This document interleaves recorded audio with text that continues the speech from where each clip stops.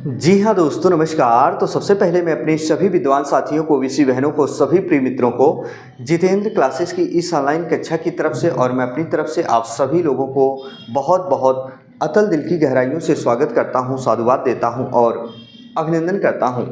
प्रिय स्टूडेंट, आज हम इस वीडियो के अंतर्गत बहुत ही महत्वपूर्ण बिंदु के ऊपर चर्चा और परिचर्चा करने वाले हैं और याद रखिएगा, ये क्लास उन स्टूडेंट के लिए है, ध्यानपूर्वक सुनिएगा क्योंकि जो हिंदी की क्लास ये नए सिरे से स्टार्ट हो रही है। ये डेप्थ गहराइयों तक हम पढ़ेंगे।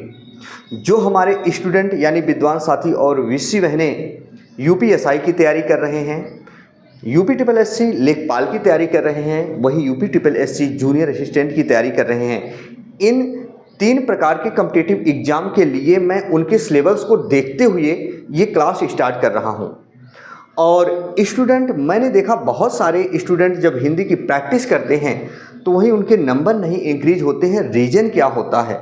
अब चाहे यूपीएसआई के स्टूडेंट हो, याद रखना हर एक कॉम्पिटिटिव एग्ज़ाम के पेपर का लेवल जो होता है वो अलग होता है स्टूडेंट। जैसे अभी कांस्टेबल का जो पेपर चल रहा है उसका लेवल अलग होगा, यूपीएसआई का लेवल अलग होगा, वहीं लेखपाल का लेवल अलग होगा, जूनियर असिस्टेंट का लेवल अलग होगा। लेकिन हम जब डेप्थ गहराइयों तक पढ़ेंगे, हर एक अनछुए पहलू को छूने का प्रयास करेंगे जो हम छू नहीं सकते, तो ऑटोमेटिक हर एक क्वेश्चन का जवाब आप देंगे। आज हम इस वीडियो में स्टार्टिंग से पढ़ने वाले हैं व्याकरण। व्याकरण क्या है दोस्तों? व्याकरण एक विधा का नाम है, व्याकरण एक पुस्तक का नाम है, व्याकरण एक ग्रंथ का नाम है जिसके जरिए यानी जो हमें वर्णों का शुद्ध उच्चारण, लेखन व प्रयोग करना जो हमें सिखाती है, उसी को क्या कहा जाता है? व्याकरण कहा जाता है। उसी को क्या कहा जाता है? व्याकरण कहा जाता है। स्टूडेंट, यदि व्याकरण आज नहीं होता तो शायद मैं अपना नाम या गांव का एड्रेस या किसी भी चीज़ को अच्छे से ना तो लिख पाता, ना तो पढ़ पाता, ना तो ध्वनियों का उच्चारण शुद्ध कर पाता। आइए जरा देखिए स्टूडेंट, व्याकरण की ही बात करेंगे। जी हाँ, व्याकरण की ही बात करेंगे। अब व्याकरण के 3 अंग होते हैं स्टूडेंट, बेसिक चीज़ें पहले सीखो आप। व्याकरण के 3 अंग होते हैं। व्याकरण के कितने अंग होते हैं? 3 अंग होते हैं। 3 अंग होते हैं, कभी नहीं गलत करोगी स्टूडेंट, आराम आराम से पढ़ेंगे। एक होता है स्टूडेंट वर्ण, और एक क्या होता है स्टूडेंट? शब्द, और एक क्या होता है? वाक्य होता है। व्याकरण के 3 अंग वर्ण, शब्द और वाक्य होते हैं स्टूडेंट। अब यही हम बात करेंगे, जो वर्ण है, शब्द है, वाक्य है। आपने स्टूडेंट बहुत सारी जगहों पर देखा होगा, पढ़ा होगा, इसी को वर्ण विचार, शब्द विचार और वाक्य विचार के रूप में संदर्भित किया जाता है। स्टूडेंट, आइए सबसे पहले हम वर्ण के ऊपर चर्चा और परिचर्चा करेंगे। वर्ण क्या है?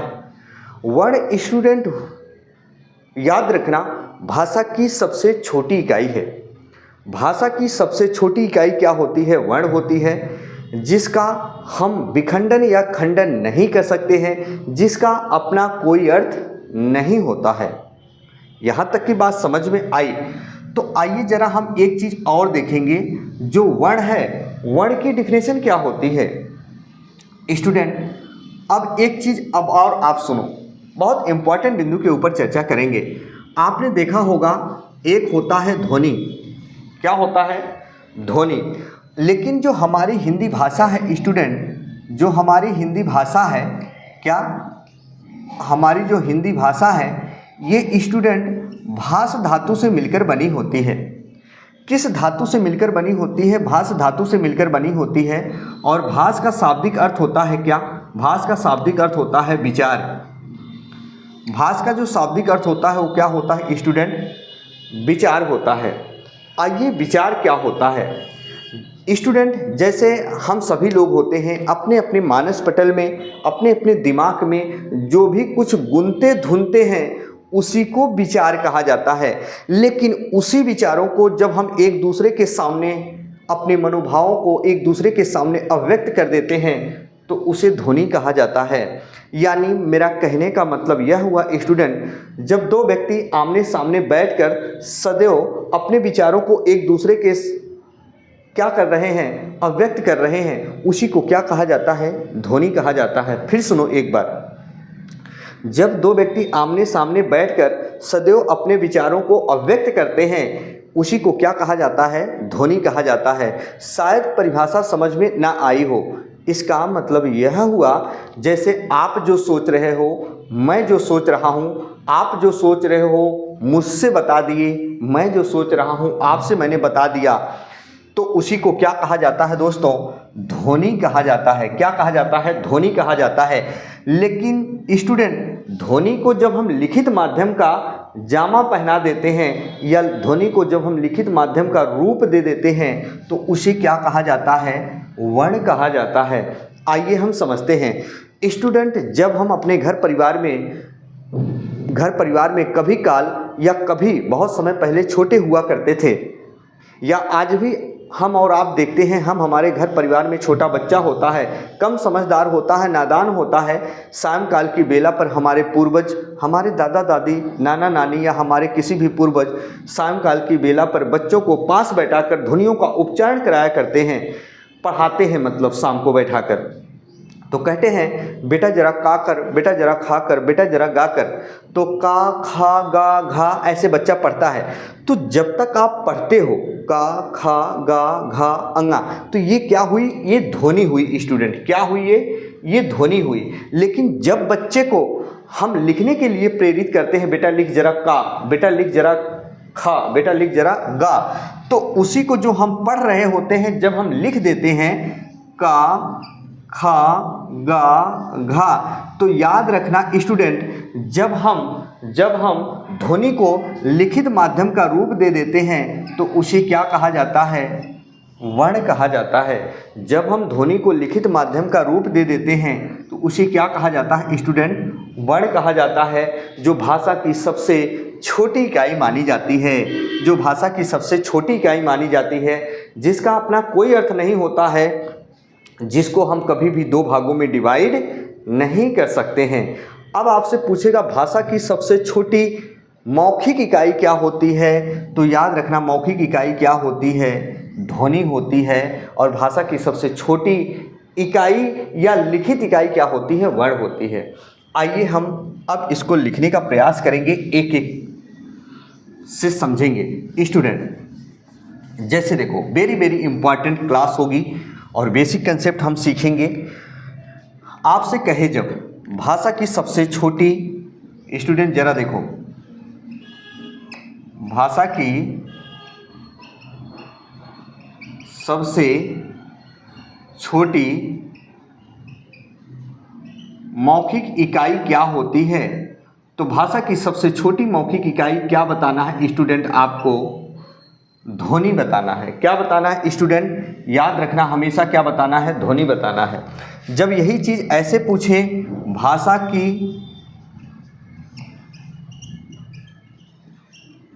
सबसे छोटी, क्या स्टूडेंट, छोटी मौखिक नहीं स्टूडेंट, क्या पूछे, लिखित इकाई, तो क्या जवाब देना है स्टूडेंट, वर्ण जवाब देना है। सब संशय दूर करेंगे स्टूडेंट, परेशान बिल्कुल मत होना। जहां आप पढ़े हो नहीं समझ में आया है, शायद जो अपने मन में आप सोच रहे हैं उसका भी हम समन करने का प्रयास करेंगे।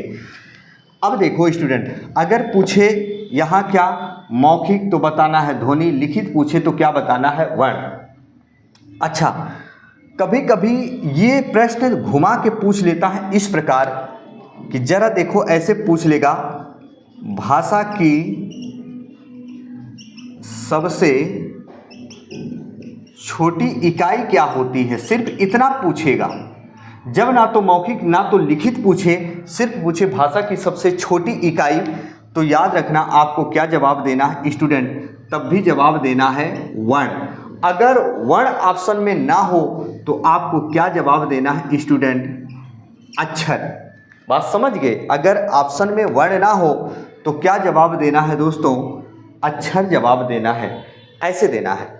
और जो वर्ण है ये भाषा की सबसे छोटी इकाई है और इसका कोई अर्थ नहीं होता, इसका हम खंडन या विखंडन नहीं कर सकते। आइए जरा देखते हैं दोस्तों, शब्द क्या है। वर्णों के सार्थक समूह को वर्णों के सार्थक समूह को यदि अकेला लिख दिया जाता है तो शब्द कहलाता है। फिर सुनो स्टूडेंट, एक बार लाइक वाला बटन जरूर प्रेस कीजिएगा। वर्णों के सार्थक समूह को यदि अकेला लिख दिया जाता है तो उसे क्या कहा जाता है? शब्द कहा जाता है। वर्णों के सार्थक समूह को यदि अकेला लिख दिया जाता है तो शब्द कहा जाता है। या डिफिनेशन ऐसे भी बता सकते हो, वर्णों के सार्थक समूह को क्या कहा जाता है? शब्द कहा जाता है। यानी शब्द किससे मिलकर बनते हैं? वर्ण से मिलकर बनते हैं। अब आपसे पूछेगा, जब ध्यान से सुनना, अगला प्रश्न क्या पूछेगा अब आपसे, अर्थ के आधार पर भाषा की सबसे छोटी इकाई क्या होती है? ऐसे पूछेगा। देखो, जी हाँ, अर्थ के आधार पर भाषा की सबसे छोटी इकाई क्या होती है? अर्थ के आधार पर भाषा की सबसे छोटी इकाई क्या होती है स्टूडेंट? तो हम जवाब देंगे क्या? शब्द देंगे। क्या देंगे स्टूडेंट? शब्द दे देंगे। जब पूछेगा अर्थ के आधार पर भाषा की सबसे छोटी इकाई क्या होती है? शब्द होती है। शब्द का अपना क्या होता है? अर्थ होता है। और शब्द वर्ण से मिलकर बनते हैं। लेकिन इन्हीं शब्दों को जब एक वाक्य के संदर्भ में हम लिख देते हैं तो शब्द नहीं, क्या कहलाते हैं? पद कहलाते हैं। मेरा कहने का मतलब यह हुआ स्टूडेंट, जैसे मैंने कहा स्टूडेंट, अच्छा शब्द मैंने लिख दिया, या मैंने लिख दिया कमल शब्द मैंने लिख दिया। अब ये शब्द हैं जो वर्ण से मिलकर बने हैं। ये शब्द क्या होते हैं? स्वतंत्र होते हैं। शब्द क्या होते हैं? स्वतंत्र होते हैं, जिसका अपना अर्थ होता है। लेकिन इन्हीं शब्दों को किसी वाक्य में हम बनाकर लिख दें, जैसे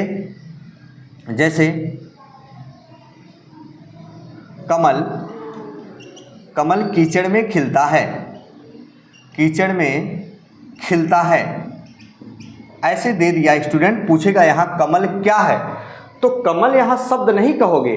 तो जब शब्द को वाक्य के संदर्भ में लिख दिया जाता है तो ये शब्द नहीं, क्या कहलाता है? पद। अब ये सब क्या किस में बदल गए? पद में।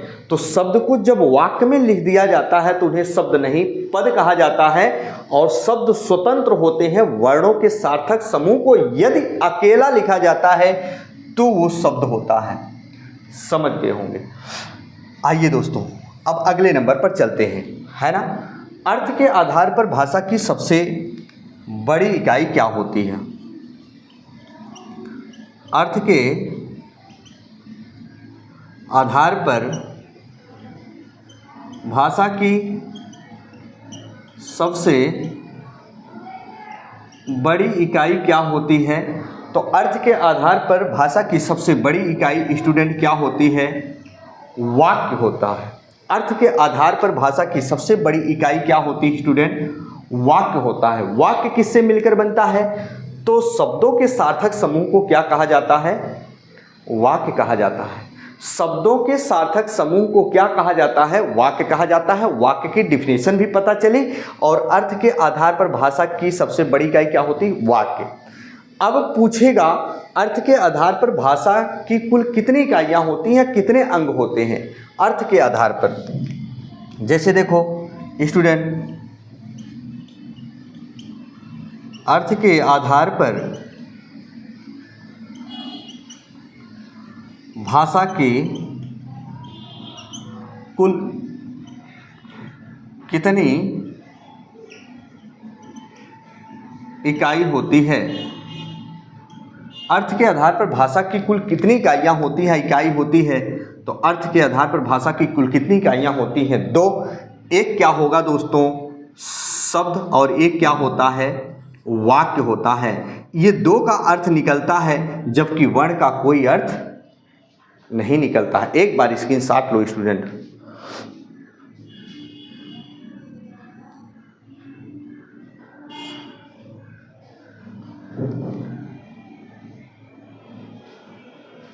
जी हाँ, बात समझ चुके होंगे, है ना, व्याकरण के बारे में। अब सुनो स्टूडेंट, वेरी वेरी इंपॉर्टेंट बिंदु है और आपको ऐसे पढ़ना है डेप्थ गहराइयों में, एक भी प्रश्न आपका नहीं छूटेगा। आइए हम वर्ण के ऊपर विचार करते हैं। स्टूडेंट, जो वर्ण होता है, वर्ण का अपना अंग होता है खुद का और वाक्य का खुद का अंग होता है। वर्ण के 2 अंग होते हैं स्टूडेंट। वर्ण के कितने अंग होते हैं? 2 अंग होते हैं। कितने अंग होते हैं? 2 अंग होते हैं। एक क्या होता है स्टूडेंट, आपने पढ़ा होगा, वर्ण के 2 अंग होते हैं, एक स्वर और एक क्या होता है? व्यंजन। वही जो व्याकरण के 3 अंगों में से शब्द होता है, शब्द का अपना कोई अंग नहीं होता है। अर्थ के आधार पर इनके शब्दों को डिवाइड किया जाता है। जैसे एकार्थी शब्द, अनेकार्थी, समानार्थी, विपरार्थक, विलोम, ये सब आते हैं। तो याद रखना इसका कोई अंग नहीं होता है। लेकिन वाक्य के 2 अंग होते हैं। एक होता है, वाक्य के कितने अंग होते हैं? 2। वर्ण के कितने अंग होते हैं स्टूडेंट? 2। वर्ण के 2 अंग होते हैं स्वर और व्यंजन। वाक्य के 2 अंग होते हैं, क्या होता है आपने पढ़ा होगा? उद्देश्य और क्या होता है? विधेय। वाक्य के 2 अंग होते हैं, एक होता है उद्देश्य, एक क्या होता है? विधेय होता है। तो दोस्तों बस आज की क्लास इतना ही 15 मिनट की वीडियो में। कल इसके नेक्स्ट आगे हम पढ़ेंगे, क्योंकि धीरे धीरे पढ़ना है, परेशान बिल्कुल नहीं होना है ना। इसके बाद हम पढ़ेंगे वर्ण, फिर शब्द पढ़ेंगे, फिर वाक्य पढ़ेंगे, है ना स्टूडेंट। तो इसी के साथ दोस्तों यदि वीडियो अच्छी लगी हो तो लाइक और सब्सक्राइब जरूर कर लीजिएगा। एक क्लास अनवरत चलेगी और परेशान बिल्कुल नहीं होना है। इसी के साथ आपका भाई, आपका दोस्त अपनी वाणी को विराम देता है। फिर मिलेंगे नए बिंदु के साथ। तब तक के लिए मित्रों, जय हिंद, जय भारत।